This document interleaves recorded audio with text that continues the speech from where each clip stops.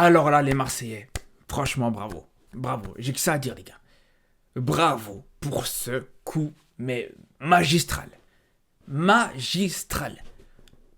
Aller chercher De Zerbi, qui est pour moi l'un des coachs libres les plus intéressants sur le marché des transferts. Enfin, le marché des transferts, je ne sais pas si on peut appeler ça le marché des transferts, mais en tout cas sur le marché tout court.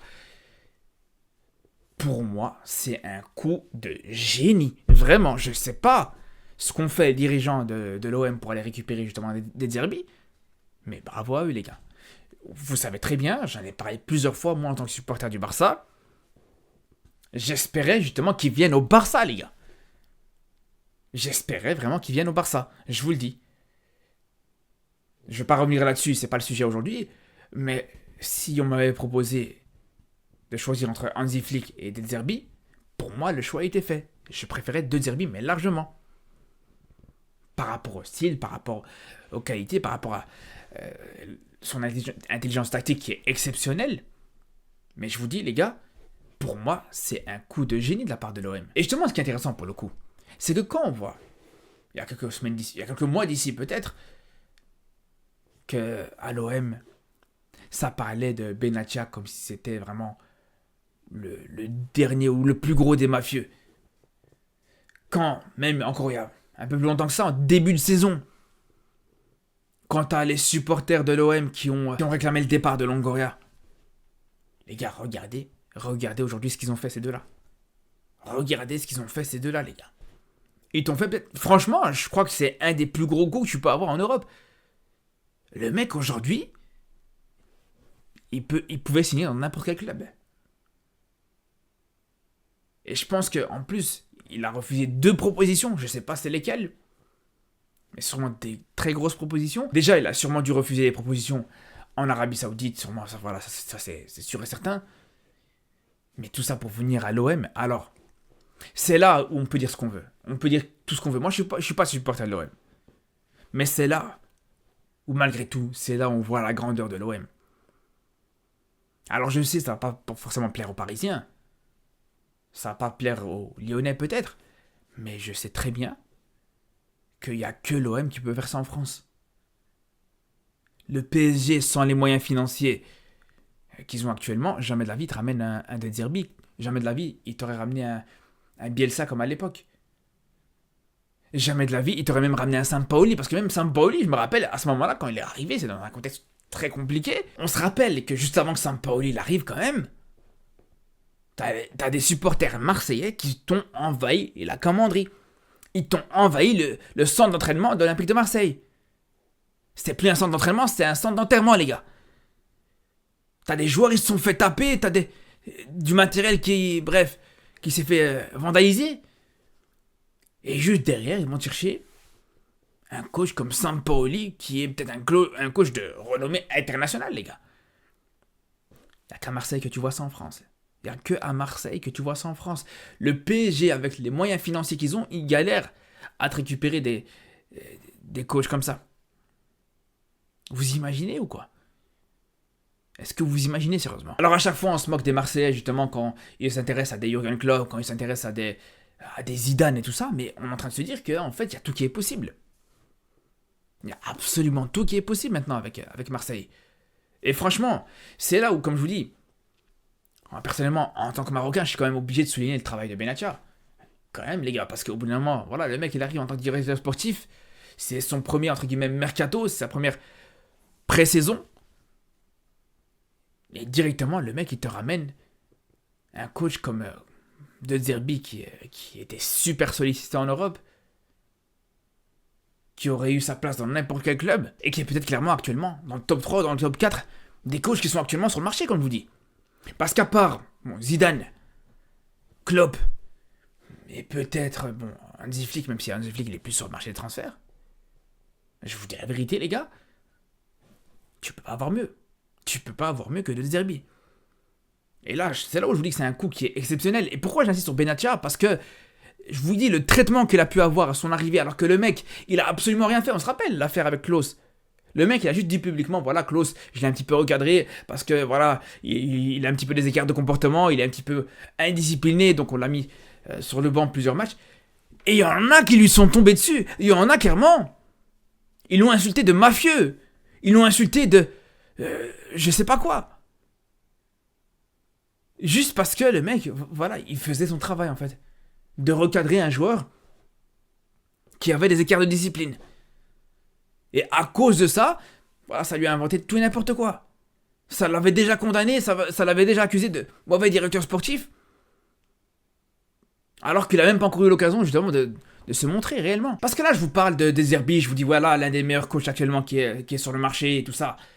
Et peut-être que là, maintenant, vous êtes même en train de chercher, de faire des recherches par rapport à ce qu'il a pu faire avec Brighton, à ce qu'il a pu faire avec le Shakhtar, ou même ce qu'il a pu faire avec Sassuolo. Vous allez dire peut-être, ouais, au niveau des résultats, c'est pas ouf. Mais les gars, au-delà des résultats, ce qu'il a pu faire au niveau du jeu, ce qu'il a pu faire avec des équipes moyennes, imaginez-vous, tu lui mets des bons joueurs à disposition, tu lui mets l'une des 3 ou des 4 meilleures équipes de Ligue 1 actuellement à sa disposition aussi, qu'est-ce qu'il va te faire dans ce championnat-là, les gars? Parce que là, bon, au Shakhtar, il a eu le Shakhtar et bien sûr qu'il a surfé avec cette équipe du Shakhtar sur le championnat ukrainien, mais bon, c'est pas une référence. Par contre, quand il était à Sassuolo, bien sûr que c'est pas lui qui allait gagner le championnat avec cette équipe-là. Mais ça n'empêche pas que déjà, en termes de résultats, pour une équipe comme Sassuolo, c'était intéressant, c'était vraiment plus qu'intéressant. Et surtout, au niveau du jeu, au niveau du spectacle qui était proposé dans cette équipe-là, c'était quand même exceptionnel. Moi, personnellement, avant l'arrivée de Zerbi à Sassuolo, j'avais jamais entendu parler de cette équipe, déjà pour commencer.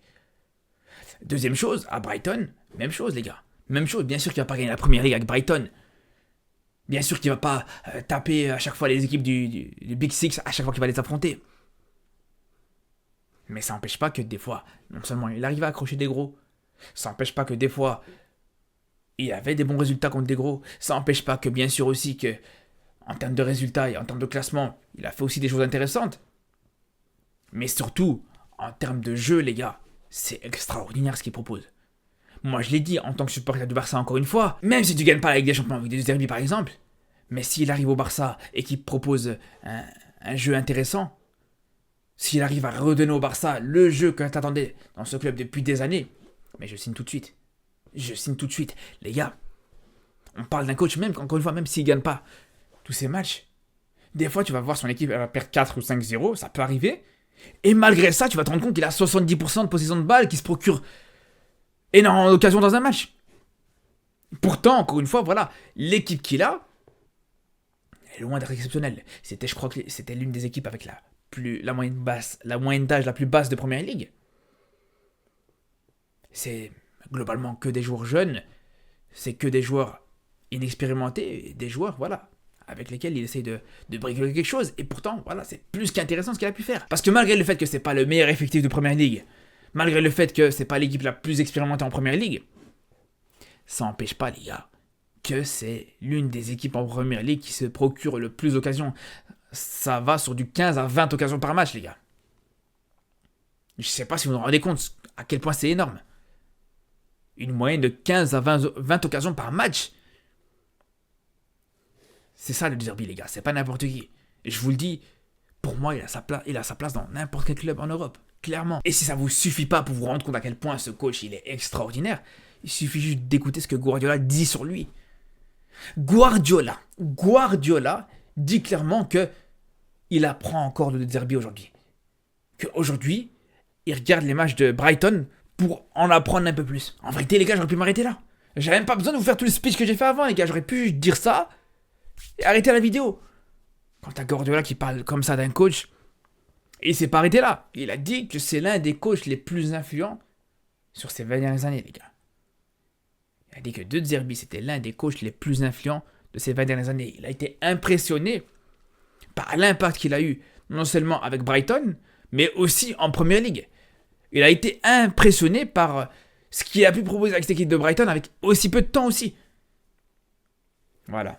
Voilà c'est quoi le derby encore une fois. Donc c'est pour ça que j'ai envie de vous dire, les supporters de l'OM, profitez-en. Profitez-en. Je sais pas s'il gagnera la Ligue 1, s'il gagnera la Coupe de France dès sa première saison par exemple. Mais en tout cas, ce qui est sûr et certain, ce qui est sûr, c'est que vous n'allez pas vous ennuyer cette saison avec De Zerbi. Ça, vous pouvez en être sûr. Il faudra peut-être un petit peu de temps, bien sûr. Il faudra le temps qu'ils mettent les choses en place. mais la qualité qu'il va proposer dans le jeu, moi je pense qu'on risque de voir un Marseille comme à l'époque de Bielsa par exemple. Une équipe avec laquelle on ne s'ennuyait jamais. Une équipe où à chaque fois on voyait des matchs hyper intéressants. Et franchement, quand tu t'imagines ça, tu sais que tu reviens de loin. Parce qu'on va pas se mentir, les derniers matchs de l'OM c'était des purges. Mais des purges les gars. On a vu énormément des purges sur cette fin de saison. On s'ennuyait sur quasiment chaque match de l'OM. Moi je les suis très régulièrement les matchs de l'Olympique de Marseille. Mais c'était loin d'être le divertissement. Et ça avec les 4 coachs différents. Que ce soit avec Gattuso, que ce soit avec Gasset, que ce soit avec Marcelino, et même avec le coach intérimaire. Même si je me rappelle, le match qu'il avait fait contre l'Ajax en Europa League, c'était pas mal. C'est vrai que c'était peut-être l'un des matchs les plus intéressants à suivre de l'OM cette saison. Mais globalement, je me rappelle rien que le match retour contre l'OL. Quelle déception. Quelle déception ce match-là. Que j'attendais beaucoup en plus. Hein. Mais c'était une vraie purge. En plus, le match, je me rappelle comment il avait bien commencé avec la barre transversale qu'a mis Harit dès le coup d'envoi. Mais juste derrière, Marseille a quasiment plus rien fait sur ce match. C'est pour vous dire à quel point c'était une purge. Et il n'y a pas eu que ça, bien sûr. Pareil pour le Classico, à chaque fois l'OM n'existait quasiment pas cette saison. Et là, l'avantage avec De Zerbi, c'est que je suis persuadé que même si, encore une fois, et je dis pas que Marseille va gagner tous les matchs contre le PSG, c'est sûr et certain que ça va être compliqué. Mais en tout cas, on sait qu'on s'ennuiera pas, et ça m'étonnerait aussi qu'on va voir des grosses humiliations de la part des Marseillais contre les Parisiens. On risque facilement de revoir justement des classiques OM-PSG comme à l'ancienne. Ou même si le PSG peut être favori, ou même si le PSG va gagner, tu peux voir des matchs assez serrés. Tu peux voir, par exemple, des matchs avec plusieurs buts de chaque côté. En tout cas, voilà, j'espère, et j'ai beaucoup d'ambition par rapport à ça, et bien sûr que je vais suivre énormément cette équipe de Marseille, comme je vous dis. C'est une équipe que, même si je ne suis pas supporter de l'OM, mais c'est une équipe que j'ai souvent tendance à suivre. Depuis très longtemps. L'époque de Bielsa, je ratais quasiment aucun match. Mais même là, actuellement, bien sûr, avec l'arrivée des 2 Marocains dans le club, c'est sûr que je suis encore plus attentif. Et c'est sûr que là, quand tu sais qu'en plus, tu risques de ne pas t'ennuyer devant les matchs, quand tu risques de suivre des matchs hyper intéressants, moi je pense que je vais suivre ça avec beaucoup d'attention. Et c'est dommage que Marseille ne va pas jouer la Ligue des Champions cette saison. Mais bon, je suis persuadé, j'en suis même sûr et certain, que pour la saison d'après, ça risque sûrement de changer. En tout cas, on va suivre ça comme je vous disais. On se dit à très vite et surtout d'ici là, prenez soin de vous.